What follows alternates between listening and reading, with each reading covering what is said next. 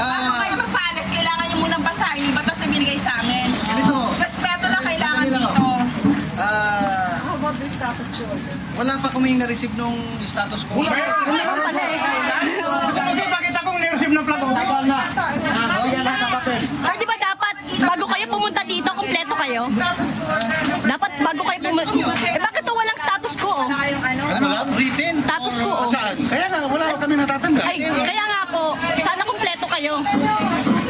Alam mo, mere allegation lang ho na may status quo. Hindi, may allegation. That's the Di minister. pa nag-office na Ayun, nila. pag office pa nag-receive niya. Asa na? Bakit barangay council ho? Hindi ho si President. Siya mismo siya nagkuhan niya. Tinawagan siya. Ano kaya? Ano? That's the minutes. That's the minutes. But the At saka mayroon ano siya ng ano, inject dyan. Mayroon ng inject dyan, sir. May bago rin ang injag ho. Ayan, sir, ang kuha ng inject.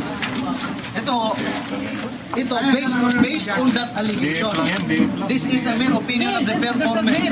This is the DF of the former. Oo, hindi yan binawagan.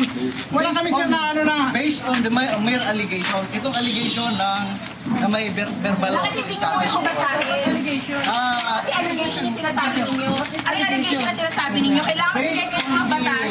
Itong ang sinasabing allegation namin na sinasabi niyo may verbal Ano kayo allegation eh? it's because of itong sa office ng barangay council ng barangay. Andiyan na nangyari yung sir minute punta rin sir eh. Yes. With the presence of the Most probably.